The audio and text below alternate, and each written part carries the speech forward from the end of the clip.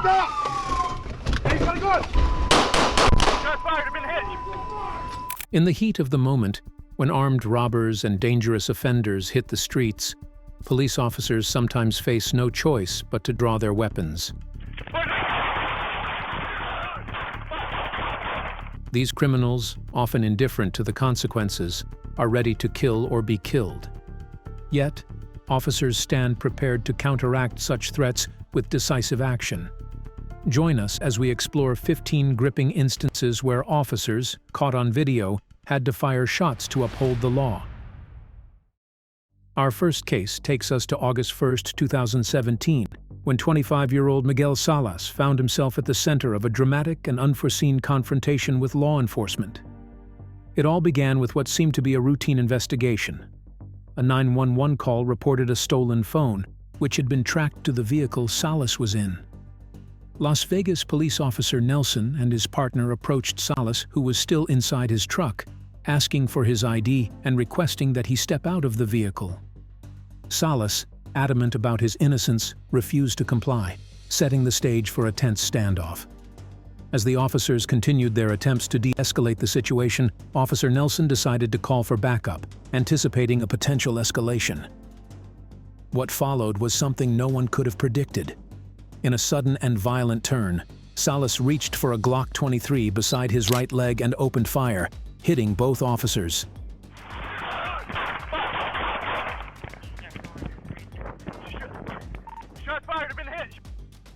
Officer Nelson took a bullet to the chest, but fortunately, his bulletproof vest prevented serious injury. His partner, however, was struck on his work belt, avoiding critical harm. Despite the officers' injuries, they returned fire. Salas was fatally shot in the head and died instantly. Officer Nelson, who had been with the department since 2009, was placed on paid administrative leave while the incident was thoroughly investigated.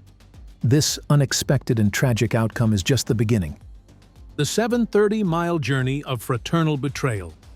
They say family comes above all else, but for one man, this bond meant nothing as he drove over 700 miles with the intent to kill his brother.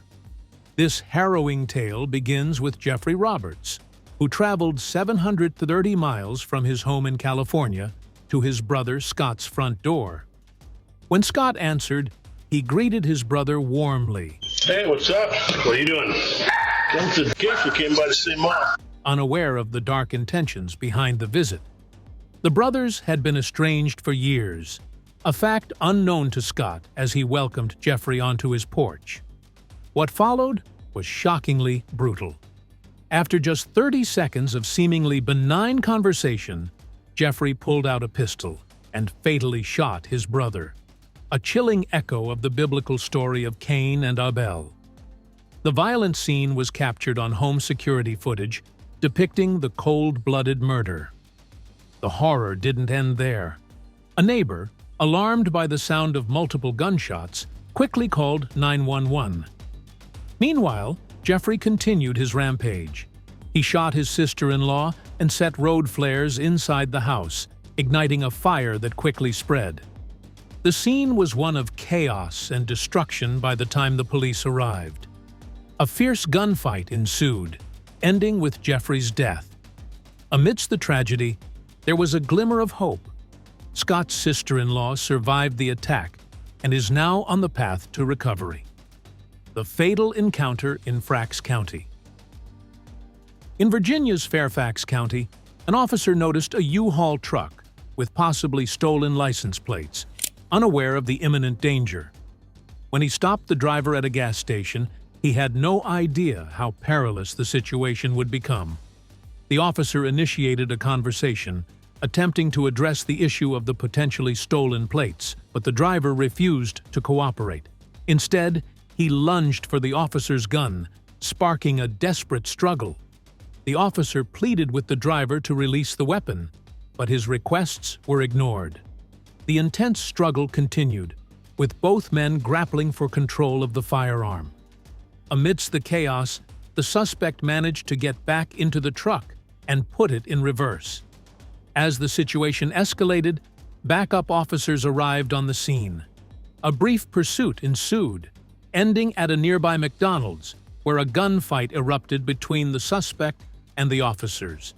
The suspect, identified as 38-year-old Brandon Lang, was shot during the exchange and died at the scene.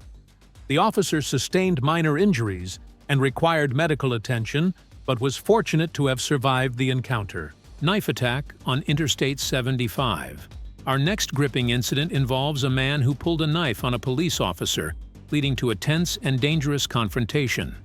On March 29, 2016, 46-year-old Javier Pablo Alemán was walking alone along Interstate 75, west of Cincinnati, when he caught the attention of Glendale police officer Josh. Conducting what he believed to be a routine check, Officer Josh had no idea the peril he was about to face. When approached, Javier identified himself as Carlos, a false name intended to mask his true identity. Unbeknownst to Officer Josh, Javier was a fugitive, wanted for the murder of his 51-year-old roommate, Victor Adolfo Serrano, in Baltimore. Suspicious of Javier's evasiveness and lacking a proper ID, Officer Josh asked him to accompany him to the police cruiser for further investigation. In that critical moment, Javier's demeanor shifted dramatically. He suddenly drew a large knife and lunged at Officer Josh, demanding to be shot.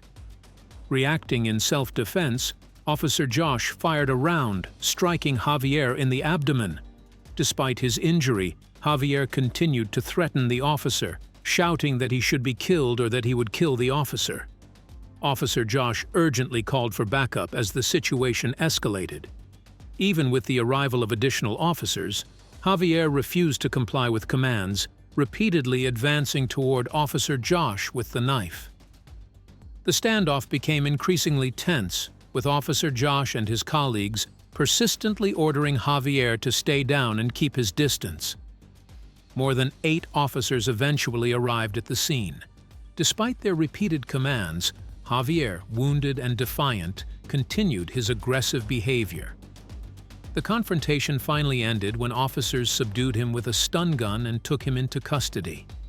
Officer Josh, acting in self-defense, was not prosecuted for the shooting. However, Javier was charged with attempted murder due to his violent actions. Off-duty officer fights back. While some incidents involve surprise attacks on officers during routine assignments, others are brazen daylight robberies by criminals willing to risk everything for their ill-gotten gains. Such was the case in São Paulo, where daylight thefts had become a common occurrence. These thieves, aiming to rob a family in broad daylight, were unaware that their intended victim was more than capable of fighting back. On a fateful day in August 2023, a man and his family were returning home on foot from Diadema, São Paulo, after a shopping trip. As they made their way back, the father noticed 2 strangers approaching on a motorcycle. This man, an off-duty police officer, quickly recognized the threat. Without hesitation, he drew his service weapon, prepared to defend his family from the impending robbery. Security cameras captured the intense moment. Dressed in a Brazilian national team jersey and flip-flops, the officer's actions seemed more fitting for a police mission than a casual family outing. His wife and daughter, reacting to the danger, dove to the ground to avoid the bullets. The peaceful walk had rapidly transformed into a chaotic, daylight gunfight. As shots rang out, the would-be victim turned pursuer, chasing the fleeing criminals who were now desperate to escape. The security footage showed the officer sprinting after the suspects until he disappeared from view, while his terrified family remained huddled in a corner. Witnesses to the attempted heist, drawn by the commotion, provided crucial details to the police, describing the attackers, their motorcycle, and the 6 gunshots that echoed through the São Paulo neighborhood. Despite the gunfire, no one was injured. Local media reported that police searched nearby health clinics for any of the offenders who might have sought treatment for gunshot wounds, but their search turned up empty. And the case of Giovanna Kelsey McCreary. Another dramatic incident involving a police shooting was captured on camera, this time featuring armed citizens firing at officers. One such case is that of 24-year-old Giovanna Kelsey McCreary. On July 8, 2020, police responded to a report that Giovanna was behaving erratically and had discharged a firearm. When officers arrived, they found her near a hotel parking lot on Black Canyon Highway in Phoenix, Arizona, and quickly approached her. The officers asked Giovanna if she possessed a gun or had fired any shots. She denied ever owning or using a firearm, hoping her denial would end the encounter and allow her to leave. However, the police were not convinced and proceeded to search her belongings for verification. In her bags, they found illegal substances and ammunition, contradicting her claims. Additionally, they discovered Giovanna had an active misdemeanor arrest warrant, prompting them to arrest her immediately. As officers attempted to handcuff her, Giovanna resisted and fought back. In a desperate move, she reached for a gun at her waist and fired at the officers before attempting to flee. The officers pursued, and in the ensuing chaos, drew their firearms and shot her, bringing her down. Fortunately, no officers or bystanders were injured during the confrontation. Giovanna was taken to the hospital in critical condition but survived her injuries. Heroic off-duty cop foils armed robbery at ice cream shop in Uruguay. On November 29, 2023, a dramatic blend of family life and armed robbery unfolded in Uruguay, specifically in the Sayago area of Montevideo, during a quiet Sunday evening. A father and his child had innocently visited a local ice cream shop to enjoy a pleasant end to their weekend. Little did they know, two armed thieves would target the establishment. Upon their arrival, the robbers brazenly brandished their pistols, intending to intimidate patrons and staff. The father, unbeknownst to the robbers, was an off-duty police officer. Reacting swiftly to the imminent threat, he took decisive action. With a series of precise point-blank shots, he disabled one of the robbers and effectively thwarted the attempted heist. The robbers quickly realized, from his attire and skillful response, that they had underestimated their target. Their decision to target a skilled marksman who happened to be enjoying a quiet family outing turned out to be a grave miscalculation. Amidst the chaos, the child remained remarkably composed, continuing to enjoy his ice cream as if nothing had happened. A faint smile of admiration crossed his face, possibly in response to his father's swift and courageous intervention. Despite the shock of witnessing such a harrowing event, the child was unharmed and able to savor his dessert in safety. The incident was promptly reported to the Sayago police station around 11 p.m., where the responding officer filed a detailed report. According to the officer's account, one of the assailants sustained injuries inside the establishment, while his accomplice managed to flee the scene. Miraculously, despite the exchange of gunfire during the intense confrontation, no innocent bystanders or additional victims were harmed. Further investigation by law enforcement revealed troubling details about one of the attackers.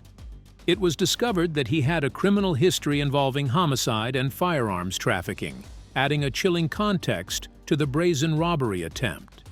The injured suspect, unable to escape due to his injuries, awaited medical assistance on the pavement before being transported to a local hospital for treatment.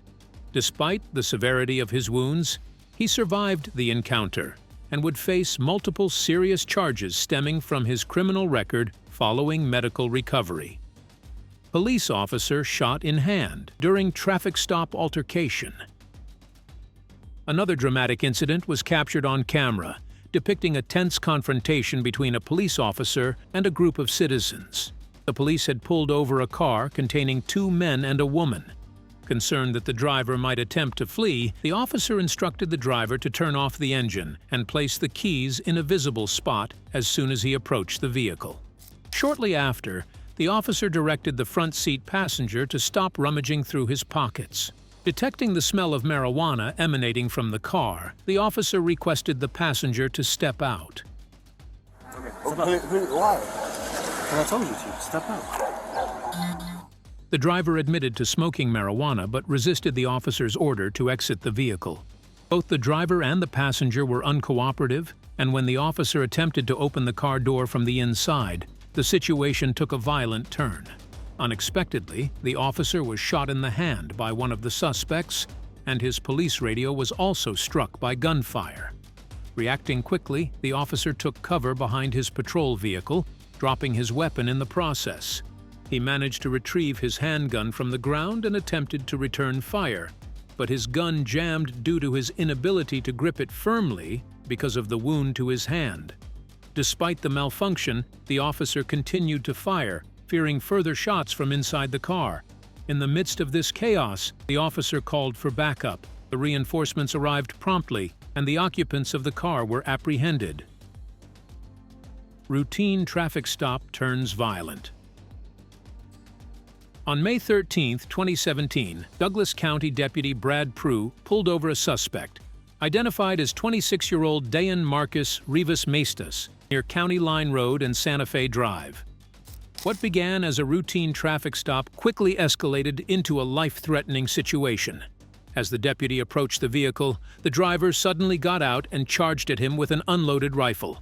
Deputy Prue, taken by surprise, fell to the ground and fired 2 shots, striking Rivas Maestas in the arm.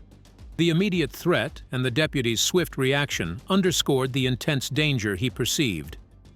Despite his fall, Deputy Prue managed to get back on his feet and held Rivas Maestas at gunpoint until backup arrived to assist in the arrest. Fortunately, Deputy Prue was unharmed during the incident. Rivas Maestas, on the other hand, was bleeding and was transported to the hospital for treatment. Once released from the hospital, he was taken into custody and charged with first-degree assault in Douglas County Jail. Arizona Supermarket Incident. On June 14, 2020, a disturbing incident unfolded at an Arizona supermarket when a visibly intoxicated John Brusea began brandishing a knife and threatening people. Alarmed by his behavior, a call was made to 911, reporting that a man was outside the supermarket assaulting customers and menacing anyone in sight. When the police arrived, Brusea decided to confront the officers, brandishing his knife menacingly. Put the knife down! Shut up! Put the knife down! Despite repeated commands to drop the weapon, he refused to comply and continued to resist the officers' attempts to de-escalate the situation. Fearing for the safety of the public and themselves, the officers were forced to take action. In an attempt to stop the immediate threat, they fired at Bruce, striking him. Fortunately, the shot was not fatal, and Brusea, a 55-year-old man, survived the encounter. Following his recovery, John Brusea was charged with aggravated assault, a sobering conclusion to a tense and potentially deadly confrontation. The attempted escape of Frederick Goss. This next case demonstrates the perilous situations law enforcement officers often face. On October 26, 2021, in Mount Vernon, Illinois, Frederick Goss was being tried for armed robbery after allegedly robbing a convenience store and exchanging gunfire with the police. Despite being confined to a wheelchair due to injuries sustained during the gunfight, Goss was determined to escape justice. As a corrections officer escorted him to the local courthouse, standard procedure required removing the handcuffs to allow Goss to maneuver his wheelchair. The officer, showing a willingness to assist, adjusted the foot supports of the chair. Seizing what he believed was the perfect opportunity, Goss attempted to grab the officer's gun from its holster. However, his attempt failed, causing him to fall out of the wheelchair. A violent struggle ensued on the ground, with both men crashing into the nearby car. Amidst the chaos, Goss managed to gain control of the firearm and, despite his injuries, struggled to his feet and pointed the gun directly at the officer's face.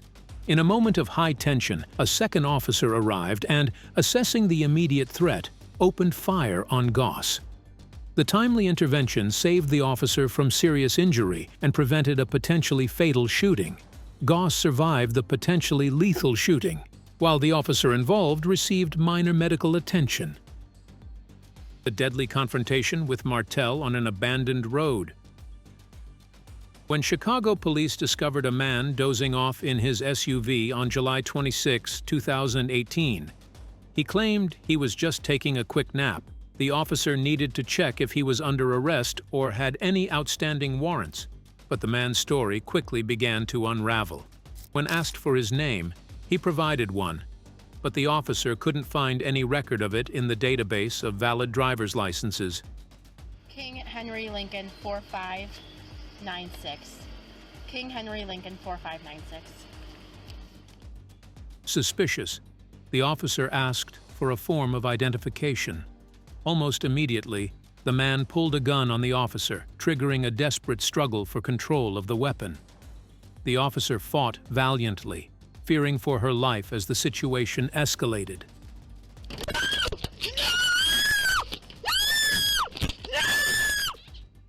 When backup arrived, they found a frantic struggle still ongoing, with the officer pleading for her life.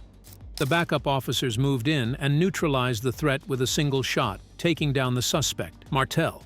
Investigations revealed that Martel had been high and was wanted in Pennsylvania for the gruesome murder of an elderly man just a few days earlier.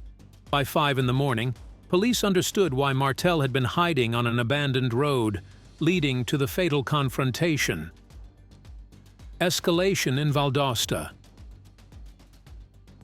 In Valdosta, Georgia, on May 28, 2022, officers responded to a call from a manager at a Family Dollar store regarding a suspected shoplifter.